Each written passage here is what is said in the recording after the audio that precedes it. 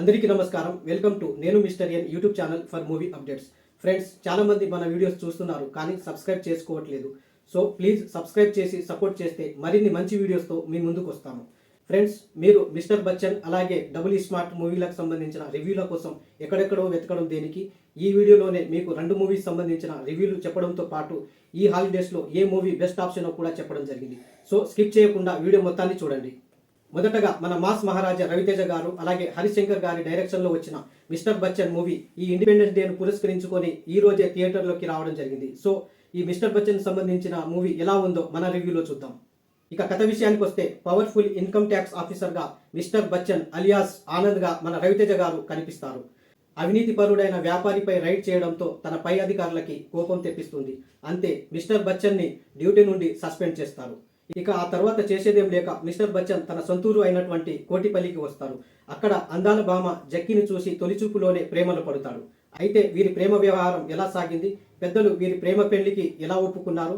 ఈలోగానే mister బచ్చన్కి తన ఉద్యోగంలో చేరమని పిలుపు రావడం, ఆ ప్రాంత రాజకీయాల్ని తన ఒంటి చేత్తో శాసిస్తున్నటువంటి ఎంపీ ముత్యం జగ్గయ్య అంటే జగపతి బాబు వారి ఇంటిపై రైడ్ చేయాల్సి రావడంతో కథ మలుపు తిరుగుతుంది. ఎంపీ ముత్యం జగ్గయ్య అంటే ఏ అధికారికైనా వెన్నులో వణుకు పుట్టింది. అలాంటిది మిస్టర్ బచ్చన్ తన టీంతో ఎలా రైడ్ చేశారు? అక్కడ మిస్టర్ బచ్చన్కి ఎదురైన సవాలేమిటి? మిస్టర్ బచ్చన్ సాధించిందేంది? అసలు ఆనంద్ మిస్టర్ బచ్చన్గా ఎలా మారాడు అనే ప్రశ్నలకి సమాధానమే మిస్టర్ బచ్చన్ కథ. ఇక ప్లస్ పాయింట్ విషయానికి వస్తే, మిస్టర్ బచ్చన్గా రవితేజ గారు పవర్ఫుల్ పాత్రలో కనిపించారు. మిస్టర్ బచ్చన్ అండ్ ఆనంద్ క్యారెక్టర్లలో తనదైన వేరియేషన్ చూపించారు. యాక్షన్ అండ్ ఎమోషనల్ సీక్వెన్స్లో ఆకట్టుకున్నారు. హీరోయిన్గా భాగ్యశ్రీ బోర్సే తన గ్లామర్తో ఆదరించింది. మరి ముఖ్యంగా సాంగ్స్లో తన స్టెప్స్ ఈ సినిమాకి ప్లస్ అయ్యాయనే చెప్పొచ్చు. కామెడియన్గా సత్య తన కామెడీతో నవ్వించారు. మరి ముఖ్యంగా ఫస్ట్ హాఫ్లో ప్రేక్షకులు థియేటర్లో కూర్చోబెట్టడంలో ముఖ్య భూమికను పోషించారు. ఇక మైనస్ల పరంగా చూస్తే ఈ సినిమాలో అడుగడుగునా కనిపిస్తాయి. మిస్టర్ బచ్చన్ పాత్ర పరకు ఓకే, కానీ స్క్రీన్ ప్లే చాలా పేలవంగా ఉన్నాయి. ఈ మూవీ హిందీ హిట్ మూవీ రైడ్కి సీక్వెల్ అని చెప్పారు, కానీ స్టోరీ పరంగా తప్ప అన్ని మార్పులు చేశారు. 80వ దశకం స్టోరీ అంటూనే నిజంగానే 80వ దశకంలో మనం చూసినటువంటి మూవీల మాదిరిగానే పాత చింతకాయ పచ్చడి మాదిరిగా హరిశంకర్ గారు మనకు వర్ణించారు. ఈ మూవీలో హీరోయిన్ని స్టోరీ పరంగా కాకుండా గ్లామర్ని నమ్ముకోవడం మరో మైనస్. ఈ మూవీలో ఫ్యామిలీతో పాటు చూడలేని కొన్ని సీన్స్ కూడా మనకు దర్శనమిస్తాయి. ఇక జగపతి బాబు క్యారెక్టర్ పవర్ఫుల్గా కాకుండా డమ్మీ విలన్గా ఉండడంతో వీళ్ళ మధ్యన వచ్చే సీన్స్ పరమ బోరింగ్గా ఉంటాయి. ఇక మిక్కీజే మేయర్ గారి పాటలు ఓకే, బ్యాక్గ్రౌండ్ మ్యూజిక్ అక్కడక్కడ బాగున్నాయి. ఎడిటింగ్ బాగులేదు. పీపుల్స్ మీడియా నిర్మాణ విలువలు చాలా బాగున్నాయి. ఇక ఫైనల్గా ఈ మూవీ జస్ట్ యావరేజ్గా ఉంది. నేను మిస్టర్ ఎన్ యూట్యూబ్ ఛానల్ ద్వారా నేనిచ్చే రేటింగ్ 2.5 అవుట్ ఆఫ్ 5. ఇక డబుల్ స్మార్ట్ విషయానికి వస్తే, Tollywood young and energetic star Ram Pothineni గారు అలాగే డాషింగ్ డైరెక్టర్ పూరి జగన్నాథ్ గారి కలయికలో వచ్చిన సూపర్ హిట్ మూవీ ఇస్మార్ట్ శంకర్కి సీక్వెలే ఈ డబుల్ స్మార్ట్ మూవీ. భారీ అంచనాలతో ప్రేక్షకుల ముందుకు వచ్చిన ఈ మూవీ వారి అంచనాలను అందుకుందా లేదా మన సమీక్షలో చూద్దాం. ఇక కథ విషయానికి వస్తే, ఇంటర్నేషనల్ గ్యాంగ్స్టర్ బిగ్ బుల్ మన సంజయ్ దత్ గారు మాఫియా అండ్ డ్రగ్స్ వ్యవహారాలను నడుపుతుంటాడు. అయితే ఓ రోజు తనకి బ్రెయిన్ ట్యూమర్ వ్యాధి ఉందని, త్వరలోనే చనిపోతారని తెలుస్తుంది. అయితే తన సామ్రాజ్యాన్ని 100 ఏళ్లుగా డిజైన్ చేసుకున్న బిగ్ బుల్ తను చనిపోవడానికి ఏమాత్రం ఇష్టపడడు.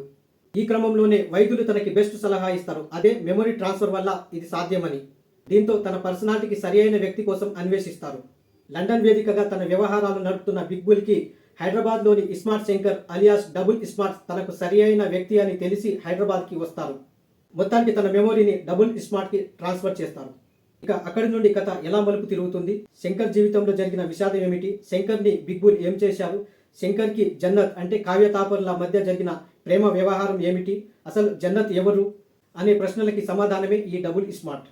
ఇక ప్లస్ పాయింట్ల విషయానికి వస్తే, అన్డౌటెడ్లీ ఎనర్జెటిక్ స్టార్ రామ్ గారు తన యొక్క మాస్ అపీరియన్స్, ఎనర్జీ అలాగే తెలంగాణ యాసలో మాట్లాడే డైలాగులతో ఆలరిస్తారు.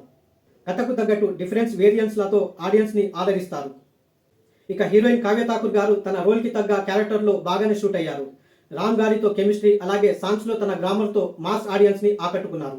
ఇక క్లైమాక్స్లో వచ్చే ట్విస్ట్ మంచి ట్రీట్ అనే చెప్పాలి.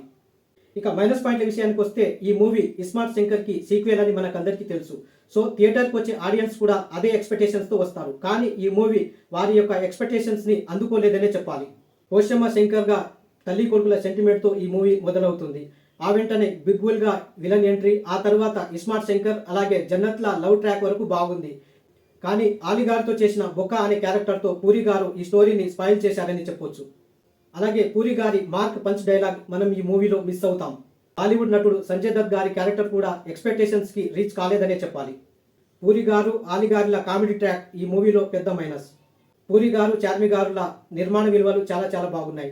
ఇక మ్యూజిక్ డైరెక్టర్ మణిశర్మ గారి విషయానికి వస్తే పాటలు బాగున్నాయి, బ్యాక్గ్రౌండ్ స్కోర్ అక్కడక్కడ చాలా బాగుంది. ఇక ఫైనల్గా ఇస్మార్ట్ శంకర్ని రీచ్ అవ్వడంలో ఖచ్చితంగా ఫెయిల్ అయిందనే చెప్పాలి. నేను మిస్టర్ ఎన్ యూట్యూబ్ ఛానల్ ద్వారా నేనిచ్చే రేటింగ్ 2.75 అవుట్ ఆఫ్ 5. ఇక ఈ హాలిడేస్లో ఖచ్చితంగా సినిమా చూడాలి అనుకునే వారికి నేనిచ్చే ఆప్షన్ డబుల్ ఇస్మార్ట్. ఇది ఇక్కడితో ఈ వీడియోని లైక్ చేయండి, కామెంట్ చేయండి, మీ ఫ్రెండ్స్తో షేర్ చేయండి. మరిన్ని వీడియోల కోసం ఈ ఛానల్ని సబ్స్క్రైబ్ చేయండి. Thank you.